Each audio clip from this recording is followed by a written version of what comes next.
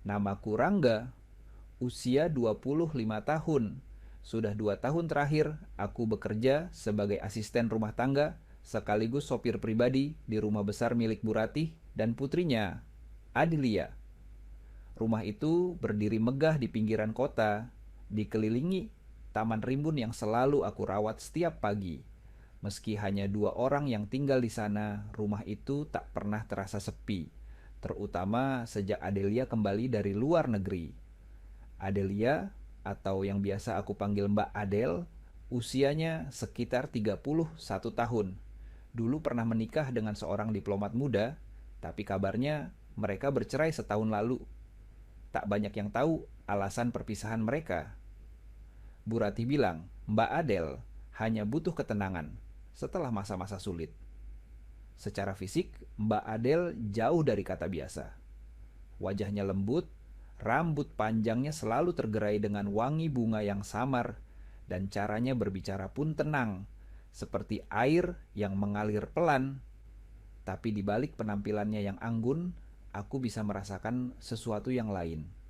Entah kesepian atau luka lama yang belum sembuh. Dan entah kenapa, aku bisa melihatnya dengan mata berbeda. Malam itu seperti malam-malam sebelumnya. Setelah selesai memasak, aku menyusun makanan di nampan. Sup jagung, ayam goreng tepung, dan tumis brokoli. Menu favorit Bu Ratih dan Mbak Adel. Tapi malam itu Bu Ratih sedang keluar kota. Ada urusan seminar katanya. Dan baru kembali 3 hari lagi. Jadi hanya aku dan Mbak Adel di rumah. Aku berjalan pelan menuju kamarnya di lantai 2. Ketukan lembut kulepaskan pada pintunya. Mbak Adel, makan malamnya sudah siap, ucapku sambil berdiri tegak. Tak ada jawaban. Mungkin dia sedang tidur, pikirku. Aku coba ketuk lagi, sedikit lebih keras. Mbak, saya bawain makanannya. Ya, masih sepi. Ragu-ragu, aku ulurkan tangan ke gagang pintu. Tak terkunci. Pelan-pelan kubuka sejengkal. Mbak, makan malamnya udah saya siapin. Kataku lagi, setengah berharap akan ada balasan. Tapi yang kulihat justru membuatku terpaku. Lampu kamar temaram. Mbak Adel sedang berbaring di atas tempat tidur. Ponsel di tangan. Headset menempel di telinga. Wajahnya terlihat serius, tapi ada sesuatu yang lain di sana. Bibir bawahnya tergigit dan jemarinya bergerak perlahan menyusuri kulitnya sendiri. Gerakannya lembut, hampir seperti tarian. Dasternya, warna biru muda dengan motif bunga kecil, tersingkap sedikit memperlihatkan paha putih yang mulus dan nyaris menyilaukan di bawah cahaya redup. Aku terdiam, beku. Jantungku berdetak liar. Otakku memberontak, tapi mataku seolah tak bisa berpaling. Baru beberapa detik, tapi terasa seperti menit. Lalu aku sadar. Segera ku tutup pintu perlahan, nyaris tanpa suara. Langkahku cepat menuruni tangga. Kembali ke dapur, kutaruh nampan di atas meja. Tanganku sedikit gemetar. Di dadaku, debar tak karuan. Ada rasa bersalah yang menusuk, tapi juga ada sesuatu yang tak bisa kutolak. Rasa asing yang mengusik. Beberapa menit kemudian, langkah pelan terdengar dari arah tangga. Kamu ini gimana sih? Masak udah siap, tapi nggak panggil-panggil aku ke kamar. Suara Mbak Adel terdengar datar, tapi ada senyum tipis di bibirnya saat dia masuk ke dapur. Aku langsung berdiri. Maaf Mbak, tadi saya panggil, tapi mungkin Mbak pakai headset jadi nggak denger. Dia menatapku lama, lalu berkata dengan suara setengah bercanda, kamu sempat lihat ke dalam kamar enggak? Pertanyaan itu seperti petir di kepala. Aku tahan napas, mencoba tetap tenang. Enggak kok Mbak, saya cuma buka dikit, soalnya takut Mbak ketiduran. Mbak Adel mengangguk pelan, senyum kecil mengembang di wajahnya. Iya ya, soalnya tadi aku emang lagi capek banget. Lalu dia duduk di kursi makan, mengambil sendok. Tapi saat itu matanya kembali melirikku, pandangan yang membuatku kembali gugup. Malam itu kami makan bersama, hanya berdua. Suasananya tenang, tapi penuh sesuatu yang menggantung di udara. Sesekali saat dia menatapku, aku merasa seperti sedang diuji oleh sesuatu yang tak terlihat. Bukan hanya rasa, tapi mungkin juga keinginan yang belum sempat diberi nama. Dan malam itu semuanya baru saja dimulai. Sejak malam itu, suasana di rumah besar ini terasa sedikit berubah. Bukan karena ada yang benar-benar berbeda secara fisik, tapi karena ada sesuatu yang mengendap di udara, semacam ketegangan halus yang hanya bisa dirasakan, bukan dilihat. Pagi harinya aku bangun lebih awal dari biasanya. Kupikir jika aku menyibukkan diri, mungkin pikiranku bisa sedikit lebih tenang. Tapi nyatanya, bayangan Mbak Adel semalam tetap menghantui. Wajahnya, gerak tubuhnya, bahkan senyumnya ketika dia melirikku di meja makan, semuanya muncul kembali seperti kilasan film yang tak bisa kuhentikan.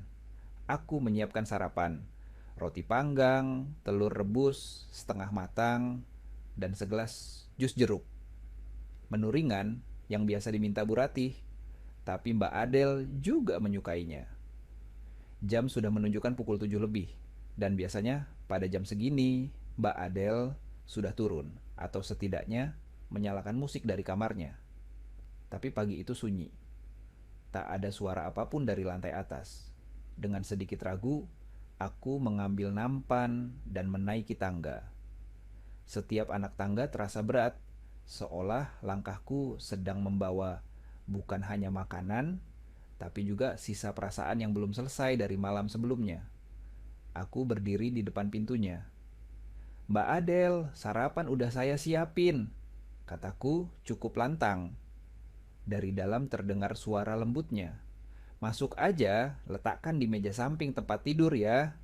Jantungku berdebar, tapi aku tetap berusaha bersikap biasa. Kutekan perlahan gagang pintu, lalu kubuka. Ruangan itu masih remang. Tirai jendela tertutup sebagian, dan aroma lavender dari diffuser di sudut kamar menyambutku lebih dulu. Di atas tempat tidur, Mbak Adel duduk bersandar dengan selimut tipis menutupi tubuhnya. Rambutnya masih berantakan, wajahnya tanpa riasan, tapi justru dari situlah pesonanya terpancar lebih kuat. "Taruh aja di situ," katanya sambil menunjuk meja kecil di sebelah ranjang. Kuturuti tanpa berkata banyak, lalu bersiap pamit. Tapi kemudian suaranya menahanku. Kamu jangan pergi dulu." Aku menoleh pelan. "Makan bareng di sini?" "Ya." Aku malas turun. Rumah ini terlalu sepi. Aku ragu, tapi tak ingin membuatnya tersinggung. "Ya, kalau Mbak nggak keberatan." Dia menepuk sisi ranjang, isyarat halus agar aku duduk di sana. "Duduk aja, nggak usah kaku-kaku amat." Akhirnya aku duduk, menjaga jarak secukupnya. Tapi kedekatan kami di ranjang itu menumbuhkan sensasi aneh, hangat tapi juga menegangkan. "Kamu tahu," katanya sambil mengunyah roti perlahan, "sudah lama banget aku nggak ngobrol bareng sama cowok di pagi hari kayak gini." Aku hanya tersenyum. "Saya senang bisa temani Mbak." Dia menatapku. "Lama. Kamu tuh beda." "Beda gimana Mbak?" "Ya, biasanya cowok-cowok seusiamu tuh banyak gaya, suka merayu, gombal. Tapi kamu tenang, sopan, bikin aku nyaman." Aku hanya bisa menunduk, sedikit bingung harus merespon apa. Lalu dia melanjutkan, suaranya lebih pelan, seperti berbicara pada dirinya sendiri. "Kadang aku iri sama kamu, Rangga. Hidup kamu kayaknya tenang, jelas arahnya. Sementara aku malah makin gak ngerti maunya apa." Aku mengangkat kepala, menatap wajahnya. "Mbak Adelia perempuan hebat. Mungkin cuma sedang cari jalan baru. Kadang orang yang paling kuat juga bisa tersesat sesekali." Dia tersenyum kecil. "Kamu manis juga ya." Aku tak sempat menjawab. Saat itu hanya keheningan yang mengisi ruang di antara kami, tapi bukan keheningan canggung, melainkan semacam kesepakatan yang tak terucap. Seperti kami sama-sama menyadari bahwa ada yang sedang berubah di antara kami, perlahan tapi pasti. Dan kemudian dia bertanya. Nada suaranya berubah lagi. Kali ini seperti ingin tahu sesuatu yang lebih dalam. Kemarin malam, kamu beneran gak lihat aku? Pertanyaan itu membuat napasku tercekat. Aku menoleh, mencoba merespon dengan wajar, meski jelas nada gugupku tak bisa ditutupi. Saya saya cuma buka pintu sedikit. Nggak sengaja lihat, saya langsung tutup lagi. Dia tak langsung menjawab. Hanya tersenyum, tapi senyum itu berbeda. Ada sesuatu di baliknya, campuran malu, goda, dan pengakuan yang tak terucap. Kalau gitu, kamu tahu aku nggak pakai daleman ya? Aku menelan ludah. Rasanya seperti tertelan bara. Mataku menunduk. Tanganku mengusap tengkuk yang tiba-tiba terasa panas. Mbak, saya nggak maksud. Saya benar-benar nggak sengaja. Ucapku cepat. Dia tertawa kecil. Bukan tawa mengejek, tapi seperti seseorang yang akhirnya menemukan permainan yang menarik. Tenang aja, aku nggak marah kok. Malah, aku senang kamu tetap jaga sopan. Itu jarang. Aku menatapnya, dan untuk pertama kalinya, aku merasa bahwa Mbak Adele sedang membuka pintu ke dalam dirinya. Bukan pintu kamar, tapi pintu hati. Malam itu, aku hanya bisa bertanya dalam hati, seberapa jauh aku boleh melangkah? Dan jawabannya mungkin akan kutemukan malam ini. Malam itu, hujan turun pelan-pelan. Rintiknya menyentuh jendela dapur, seperti ketukan kecil yang melodius. Aroma tanah basah menyatu dengan harumnya semur daging dan tumis kangkung yang baru saja ku selesaikan. Makanan kesukaan Mbak Adele. Entah kenapa, akhir-akhir ini aku makin memperhatikan hal-hal kecil yang dia sukai. Seolah ada kebutuhan diam-diam untuk menyenangkan hatinya. Jam menunjukkan pukul 8 lebih. Rumah sudah sepi sejak sore. Hanya suara hujan dan detak jam dinding yang menemani. Pak Dirga, seperti biasa, sedang di luar kota selama 2 malam. Rumah ini, seperti sebelumnya, hanya diisi oleh aku dan Mbak Adele. Aku berdiri di depan kamar Mbak Adele sambil membawa nampan makan malam. Kupikir tak ada salahnya mengetuk seperti biasa. Menjaga sopan santun tetap menjadi peganganku, walau batas antara formalitas dan rasa makin kabur. Tok, tok. Mbak, makan malamnya sudah siap, kataku pelan. Tak ada jawaban. Aku bersiap kembali ke dapur, tapi tiba-tiba dari dalam terdengar suara air mengalir. Kamar mandi. Dia sedang mandi. Saat aku hendak melangkah pergi, pintu kamar terbuka sedikit dan suara lembutnya menyusul dari balik kabut uap. Rangga, kamu di situ ya? Aku menoleh cepat. Iya mbak, tolong ambilin handuk di lemari, aku lupa bawa, ucapnya. Suaranya tenang tapi mengandung nada yang tak bisa kujelaskan. Aku menelan ludah, mencoba tetap tenang. Di lemari sebelah mana mbak? Samping rak buku. Ambil yang warna abu. Tanganku gemetar saat membuka pintu lemari dan mengambil handuk tebal berwarna abu. Aku melangkah pelan ke arah kamar mandi yang pintunya hanya tertutup sebagian. Dari celahnya terlihat kepulan uap mengaburkan pandangan, namun sesosok siluet tubuh perempuan terlihat samar di balik tirai kaca. Aku berhenti di depan pintu, mencoba menyodorkan handuk tanpa melihat ke dalam. Ini mbak. Tapi saat itu pintu terbuka sedikit lebih lebar, dan di sana berdirilah Mbak Adele. Rambutnya basah, meneteskan air di pundaknya. Bahunya terbuka, hanya dibalut handuk kecil yang nyaris tak cukup menutupi lekuk tubuhnya. Matanya menatapku. Serius, tak ada senyum basa-basi, tak ada kepura-puraan. Masuk sebentar boleh? Aku kaku. Mbak, saya nggak enak. Ini kan, cuma sebentar, potongnya. Aku cuma butuh ditemani. Nggak ada yang lain di rumah ini. Tatapannya tajam tapi penuh luka. Ada sesuatu di sana, kesepian yang dalam, yang selama ini mungkin bersembunyi di balik wajah tenangnya. Perlahan, dia menarik tanganku. Tangan yang dingin karena gugup menyentuh tangan hangatnya yang basah. Mbak, saya... Shh, Nggak usah ngomong apa-apa. Dia memegang pipiku dengan satu tangan, dan dalam satu gerakan yang pelan, dia menyandarkan keningnya di dadaku. Jantungku berdetak keras, suara hujan di luar seperti hilang. Yang ada hanya kami berdua dalam ruangan kecil yang dipenuhi uap dan detak jantung. Aku cuma lelah, bisiknya. Aku nggak butuh jawabanmu sekarang. Aku cuma mau merasa hidup, mau merasa diinginkan. Aku tak tahu harus berbuat apa. Tubuhku ingin menolak, tapi hatiku sudah lama goyah. Semua batas yang selama ini kujaga perlahan mulai retak. Malam itu, tanpa banyak kata, aku membiarkan tubuhku mendekat, menjawab panggilan yang bukan sekadar rindu, tapi juga rasa ingin dimengerti. Tanganku menyentuh pipinya, dan dia menutup mata. Tak ada desahan, tak ada teriakan, hanya keheningan yang panjang, menyatu dengan pelukan yang lama tertahan. Kami tak hanya saling mendekap, kami saling melepas beban.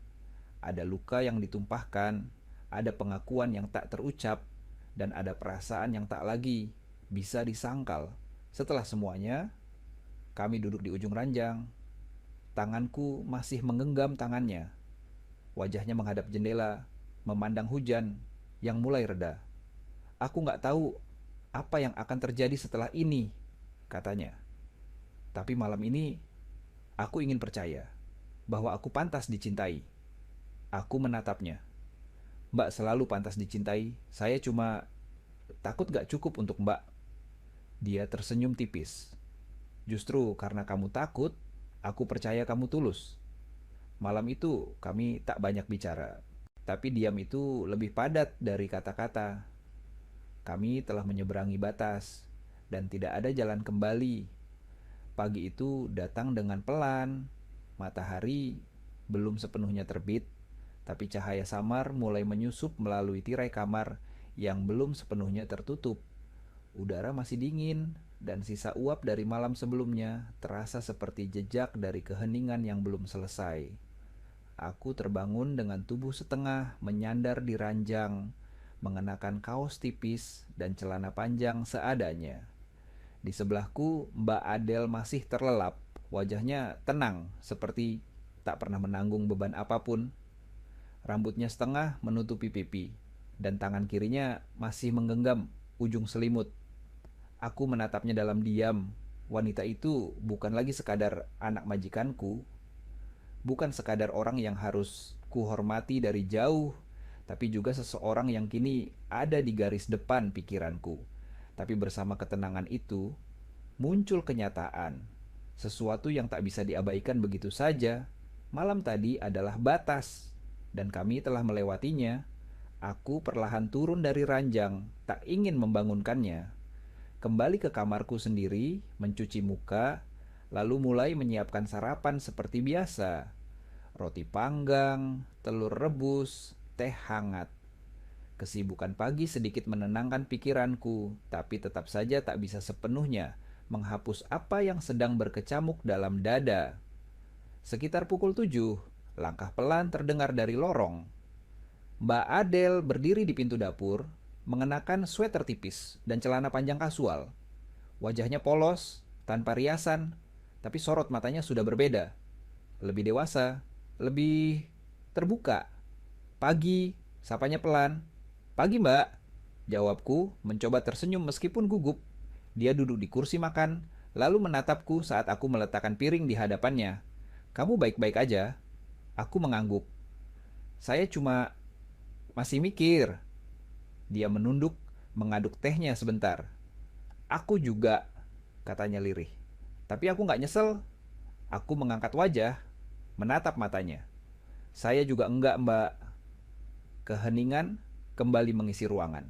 Tapi kali ini bukan keheningan yang aneh, melainkan hening yang berisi pemahaman bahwa kami berdua sama-sama melangkah dalam ruang yang tak pernah direncanakan, tapi terasa benar saat terjadi.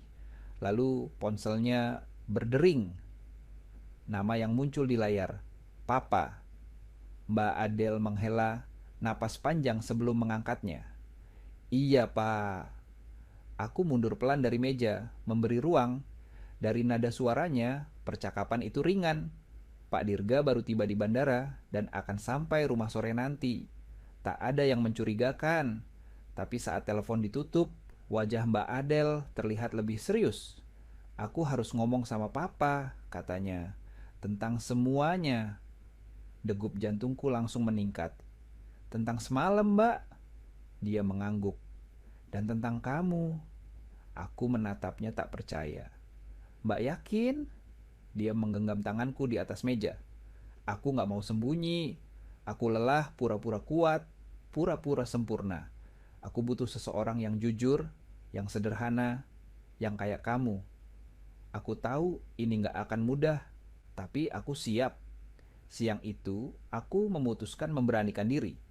Membersihkan diri, berpakaian rapi, dan menyiapkan hati. Menanti sesuatu yang mungkin akan mengubah segalanya, entah menuju akhir atau awal yang baru. Sore hari, Pak Dirga pulang. Wajahnya tampak lelah, tapi tetap ramah saat menyapaku. Rangga, kamu sehat? Alhamdulillah, Pak.